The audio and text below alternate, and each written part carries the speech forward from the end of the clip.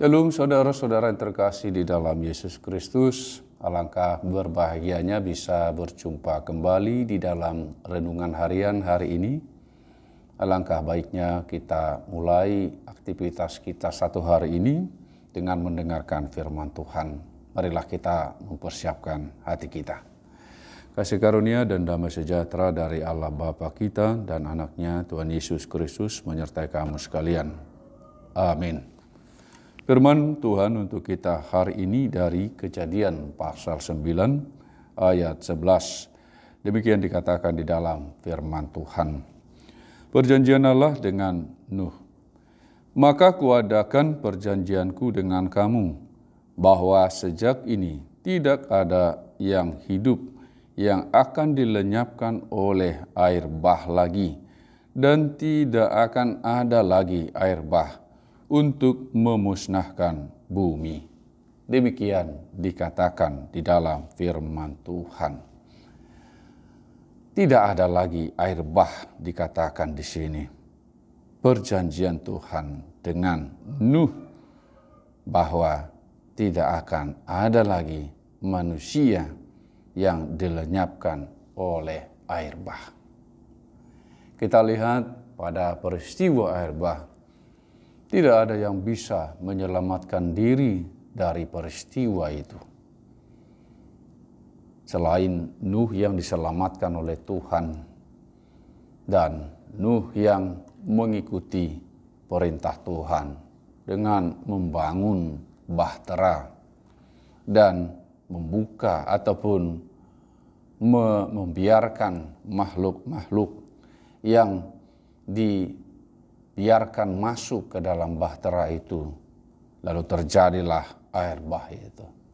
Tidak ada yang bisa lepas daripada hukuman Tuhan di dalam kehidupan kita. Kita lihat bagaimana air bah itu menjadi suatu peristiwa yang besar. Bumi dipenuhi oleh air, maka lenyaplah manusia selain daripada Nuh dan keluarganya. Dikatakan perjanjian Allah dengan Nuh tentang air bah yang tidak lagi akan melenyapkan manusia karena kasih Tuhan begitu besar di dalam kehidupan kita ini. Karena Tuhan melihat bagaimana lemahnya kita. Karena Tuhan melihat bagaimana manusia itu tidak dapat melepaskan atau menyelamatkan dirinya sendiri dari genggaman dosa, dari cengkeraman maut, cengkeraman iblis. Karena begitu besar kasihnya akan dunia ini, sehingga dia mengaruniakan anaknya yang tunggal, supaya setiap orang yang percaya kepadanya tidak binasa, melainkan beroleh kehidupan yang kekal. Saudara-saudara yang terkasih di dalam Yesus Kristus, kita harus percaya bagaimana Tuhan mengasihi kita. Bagaimana Tuhan mengasihi setiap ciptaannya. Bagaimana Tuhan memperhatikan apa yang kita butuhkan. Dan bukan hanya kebutuhan manusia, tetapi kebutuhan makhluk lainnya. Binatang-binatang di padang, tumbuh-tumbuhan. Tuhan memperhatikan itu semua. Karena kelestarian daripada sekitar kita, tanaman-tanaman, binatang-binatang itu, lingkungan kita, itu akan berpengaruh kepada kenyamanan manusia itu di dalam hidupnya. Saudara-saudara yang terkasih di dalam Yesus Kristus, Tuhan tidak pernah lalai di dalam janjinya. Tetapi Tuhan senantiasa setia. Dan dia akan menggenapi apa yang telah dia janjikan. Tidak pernah lupa, tidak pernah lalai di dalam memenuhi, menggenapi janji-janjinya. Kita lihat bagaimana peristiwa air bah itu tidak terjadi lagi pada masa setelah Nuh. Tetapi hanya terjadi pada masa itu. Yang melenyapkan semua makhluk hidup. Selain daripada yang ikut dengan Nuh dan keluarganya dan binatang-binatang di dalam bahtera itu. Tuhan memenuhi janjinya, menggenapinya. Tidak ada yang dilalaikan oleh Tuhan. Tetapi manusialah yang sering lalai atau yang bisa melupakan janjinya, tidak mengikuti apa yang telah dijanjikan, apa yang telah diperintahkan oleh Tuhan di dalam kehidupannya. Saudara-saudara yang terkasih di dalam Yesus Kristus, Tuhan sangat mengasihi kita semua. Meski terkadang kita meninggalkannya, tetapi Dia senantiasa setia. Dia selalu menghendaki kita menyesali dosa-dosa kita, meninggalkan kejahatan-kejahatan kita.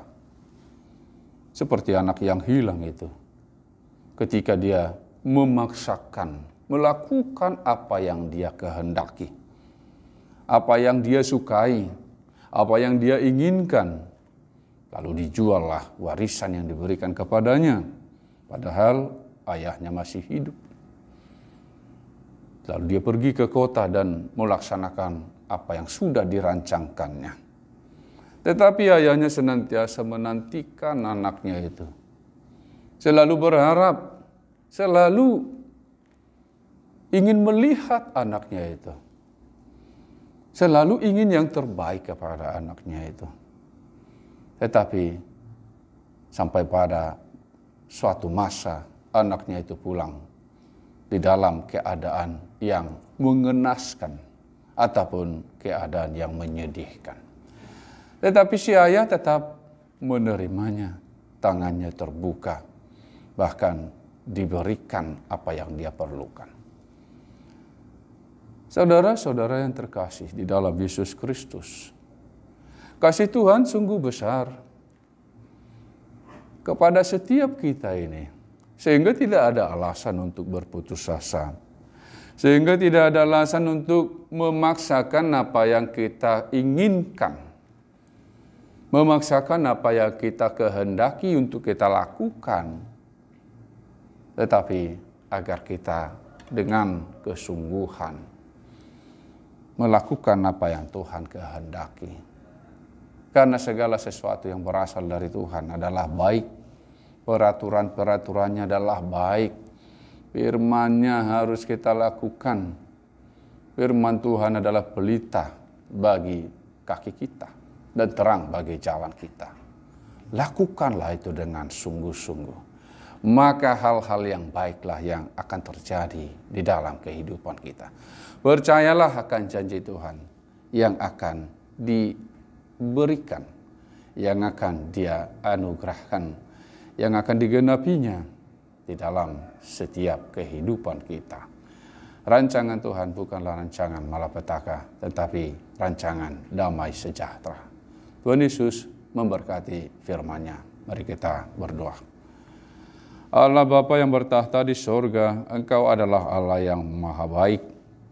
Engkau selalu mengharapkan setiap kami setia melakukan firman-Mu. Engkau selalu menghendaki kami untuk melakukan hal-hal yang baik, sebab itulah yang Kau kehendaki demi kebaikan kami. Karena ketika kami melakukan hal-hal yang jahat, hal-hal yang buruk, maka yang buruklah yang akan kami tuai. Demikianlah Tuhan, kami berharap biarlah Engkau menolong setiap kami untuk tetap setia melakukan apa yang Kau firmankan, melakukan kehendak-Mu di dalam kehidupan kami sehari-hari, melakukan hal-hal yang baik, karena itulah yang Engkau kehendaki dari setiap orang yang percaya kepada-Mu. Terima kasih Tuhan, di dalam Kristus Yesus Tuhan kami berdoa kepada-Mu. Amin. Kiranya kasih karunia Tuhan Yesus Kristus dan Allah Bapa dan persekutuan Roh Kudus menyertai kamu sekalian. Amin. Shalom saudara-saudara yang terkasih di dalam Yesus Kristus. Tuhan Yesus memberkati firman-Nya.